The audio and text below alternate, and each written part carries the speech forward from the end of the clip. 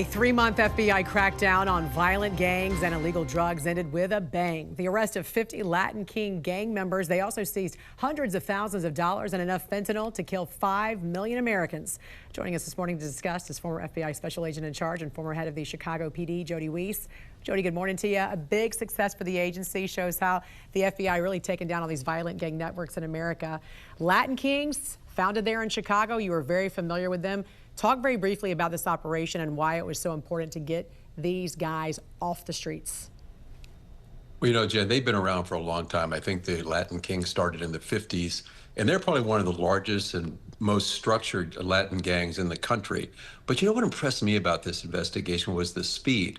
I used to always hear complaints, hey, the FBI does great work, but you take years for these type of cases. They did this in 3 months. So that to me was very, very impressive. But I think what got on everybody's attention was how the Kings were threatening law enforcement officers. And I think that really put them right in the radar scope. And the Bureau did a great job getting these folks off with local police. So it was a good catch. They are prioritizing specifically these types of crimes at the FBI there. I want to ask you and shift gears very quickly about what's happening in Arizona, where you live, and where there's a massive investigation underway to find the mother of NBC Today show anchor Jan Guthrie.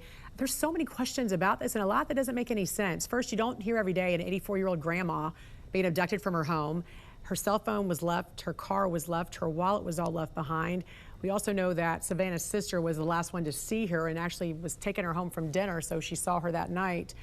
What about this case, Jody, bothers you, and how unusual is this for an 84-year-old to be abducted from her bed?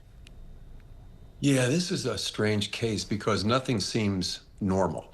Out here, we do unfortunately have a lot of elderlies that will wander off into the desert. The desert's a harsh environment, but there's no indication that that happened with Nancy Guthrie whatsoever. There's indications she was taken, that she was taken against her will, not willingly.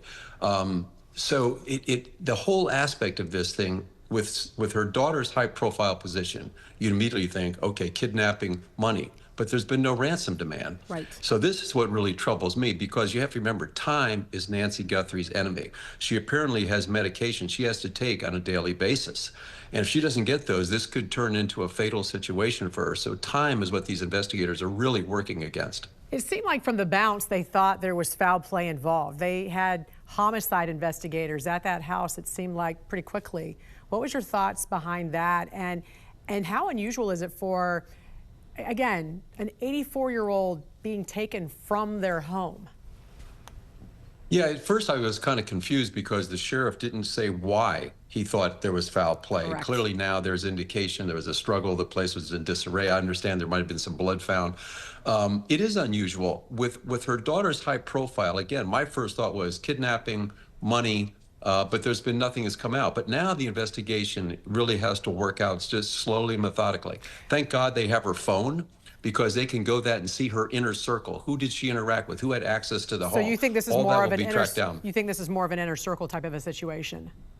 Well, we don't really know, but that's going to be the start, Jan. And then hopefully there's cameras somewhere that might identify a vehicle in the area that can be loaded into the license plate readers, and then hopefully that can be found. But like I said, time is of the essence. DNA processing, fingerprints takes time. So hopefully they can find a lead quickly. So my question was, in situations like this, let's say it was a home invasion and there was a struggle, and like you said, they might have found blood there on the scene. Usually is a body taken, though, or is a person taken from the scene? In a home invasion, no, they want stuff.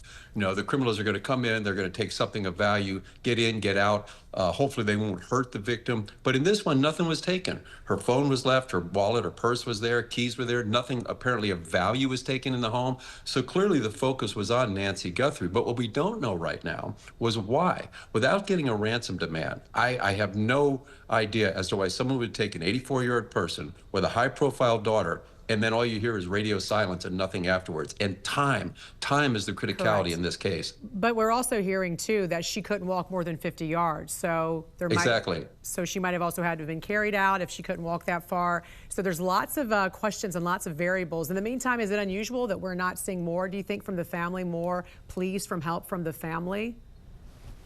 Well, I think it's got out pretty well. The media station done a good job. You know, you've done a great job getting the word out, and the sheriff has made a plea. Please, if anybody has any information, to pass it along. And I think that's going to be how this case will be solved. Somebody's seen something, and that hopefully they'll call it in, or maybe technology will spot something. But you've got to know what you're looking for. And if there's no vehicle to load into the license plate readers, you can't. You know, what are you going to look at? But there's got to be some clue. Didn't she have cameras? I thought there was. You know, Mark and I talked Yep. about this. She had cameras, right? So Yes. then where's that video? I know. So obviously there's a lot of stuff happening behind the scenes. What are the things investigators know they're not telling us? Well, I think they're reviewing a lot of for the technical review of forensics. They're going to be looking through her phone, like everything they can find off that, and then the camera footage. You know, I've got to believe if there was anything of valuable, Jan, they would get it out like right now because of the time issue that I've stressed a lot during this thing. So I don't know if it wasn't there. Did the cameras not work? Were they not functioning? Did she not have a system that recorded it? We don't know yet, but Or do they already know? I pray they get a break. Or do they already know in this case what did happen, and they just, because you would think we'd be getting information fast and furious every at least every hour, right? This clue would come in, this tip would come in.